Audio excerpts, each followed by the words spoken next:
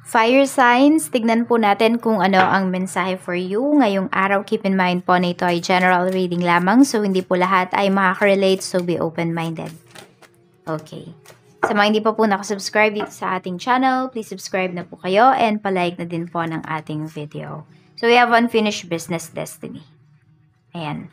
So okay, kung meron man kayo naka-deal, romantic relationship man ito or pagdating sa business, ayan po, hindi pa tapos. Meron pa kayong pag-uusapan ng taong ito.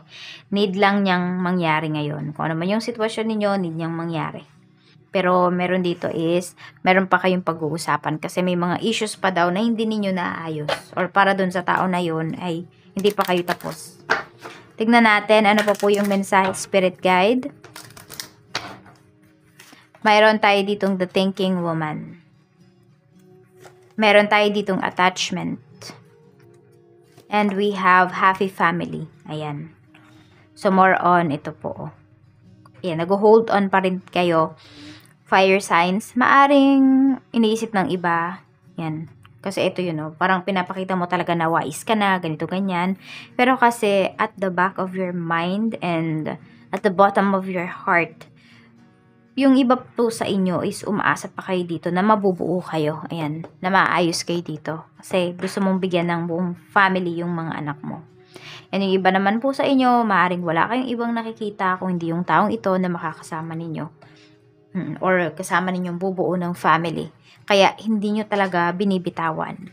Tignan natin, spirit guide, ano pa po yung mensahe natin. Meron tayo dito nga blessing of forgiveness. Ayan. So, forgive yourself sa mga bagay na hindi mo ginawa. Alam ko, ganito din yung energy ni earth signs. Ayan, try nyo panoorin. If meron kayong mga ka-deal na earth signs. Or meron kayong earth signs sa inyong big three. Sun, moon, rising. So, a blessing of forgiveness. Ayan. So, meron nga ditong magkakapatawaran. Isa yan sa mga blessings na marireceive ninyo.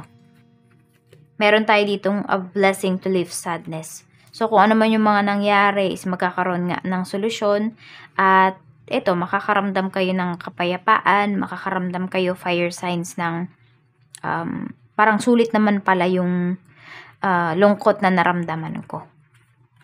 Okay, a blessing on your boundaries. Ayan. So, mas nagiging wise na din naman talaga yung iba sa inyo. So, sabi natin, hindi na kayo ganun ka head over heels towards this person. We have a blessing of solace and hope. Ayan. So, yes, you are attached, pero alam mo na yung limits mo. Minsan yun talaga yung need natin eh. Malaman din natin yung limits natin. Hindi lang yung limits ng access ng tao sa atin. Kung hindi ano din pa yung limits natin sa sarili natin. A blessing to bring clarity. Ayan. So, magkakaroon nga ng pag-aayos dito, pagdating sa pamilya, pagdating sa relasyon. Tignan po natin ano pa yung mensahe, spirit guide. Mensahe pa po natin kay fire signs. Aries, Leo, Sagittarius. Aries, Leo, Sagittarius. Tignan natin.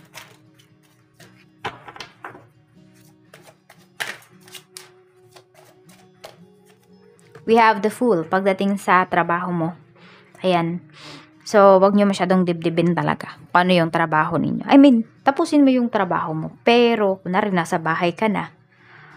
Fire sign. So, magbigay ka ng time sa mga mahal mo sa buhay. Yan. Kasi mukhang ang dami mo nang nakakaligtaan dito ng mga milestones ng life nila or yung mga nangyayari ba sa araw-araw nila. Kasi sobrang busy mo kahit nasa bahay ka na, trabaho pa rin yung inaasikaso mo. So, marami dito is, ano yun,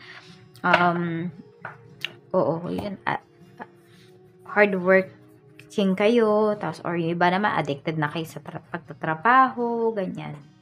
So, balance lang. Tamang balance lang po dito. Tignan natin, pagdating naman sa pera. Ay, no, not pera. Kung hindi sa negosyo ito. We have the moon. Ayan. So, kung ano man yung nangyari dito sa inyong trabaho, sa inyong negosyo, ayan, kailangan lang talaga siyang mangyari para may matutunan po kayo. And you should follow always your intuition, fire signs. Kasi, yun, kaya yung iba sa inyo, nalulungkot kayo, may mga, sabihin natin, may mga aberya na nangyayari dito sa negosyo ninyo. Kasi minsan, or madalas, kinokontra nyo yung intuition ninyo. Meron na kayong nafe-feel dun sa isang transactions na yon, sa isang transaction na yon, pero pinupursue nyo pa rin. Yan, binalaan na kayo, iba na yung nafe-feel ninyo, pero go pa rin kayo kasi iniisip mo kita yon. So, minsan, ayun, kaysa kumita ka ang nangyayari is nalulugi ka pa. So, always follow your intuition. Hindi po talaga kayo niyan ipapahamak. Okay. So, yung iba kasi sa inyo, siguro hindi nyo pa na-appreciate yan. Pero sige, try nyo wag sundin yung intuition ninyo, fire signs, and makikita ninyo na, yun, yung mga problems, and then hanggang siguro sa ma-realize ninyo na tama, dapat ko nang sundin yung intuition ko. So, bigyan nyo muna siguro ng lesson yung inyong sarili. Kasi minsan yun, hanggat hindi kasi natin nararanasan yung isang bagay, hindi natin alam yung feeling, hindi tayo matututo. Tignan natin pagdating sa pera, we have the Hermit. Ayan o. So, alam nyo na dapat kung ano yung pagpufokusan ninyo, ano yung dapat ninyong paglaanan ng inyong kaperahan. So, pwedeng yan po yung iniisip ninyo, yan yung mga pinaplano ninyo dito. Tapos, may boundaries na kayo dito. Ibig sabihin, nagbabudget na kayo. So, everyday, siguro, naglalaan na kayo ng budget. Hindi katulad before na, gastos lang kayo ng gastos hanggang saan naubos yung pera ninyo. Hindi nyo alam kung saan ba napunta. Yan. So, alam mo yung parang wala talaga kayo napundar kung hindi kumain lang kayo ganyan. Tignan natin pagdating naman po sa inyong love life, if I'm not mistaken. Yes, sa love life na tayo. We have Queen of Wands. Meron tayo ditong Three of Swords. May broken-hearted dito. Yan nga. And we have Seven of Cups. Okay, so ang gusto nyo lang naman is maging honest sa'yo yung person mo. Ang gusto mo lang naman is mabuo kayo. Isa yan po sa mga pangarap ninyo. Kaya lang kasi ngayon, ayan o, nalulungkot talaga kayo. And feeling mo walang progress na mangyayari dito. Fire signs pagdating sa relationship ninyo. So, nalulungkot ka din syempre sa nangyayari. Ayun nga o, sabi, I'm struggling to find the right path. So, itong person mo, mukhang naliligaw yan ng landas. Okay, pwedeng meron niyang ibang pinupursue, ibang karelasyon, or yung iba nga dito, pwedeng nalaman ninyo na sa isang third-party relationship pala kayo. So, hindi lang dun sa hindi yan matanggap ng pride mo, kung hindi, nasaktan ka talaga. Ayan. And yes, yung iba sa inyo, dahil nga we have happy family, diba? Kahit sabihin natin na yun yung gusto nyo. Pero kasi yung iba po sa inyo, maaaring hindi pa kayo ready din. Hindi kayo ready at the same time. Gusto mo na yun yung mangyari, mabuo kayo, pero you're not yet ready. So, huwag mong pilitin yung sarili mo dito. Ito po yung mga lucky numbers. We have number 35, 41, 33, 30, 31, 47, 5, and number 4. Maraming salamat.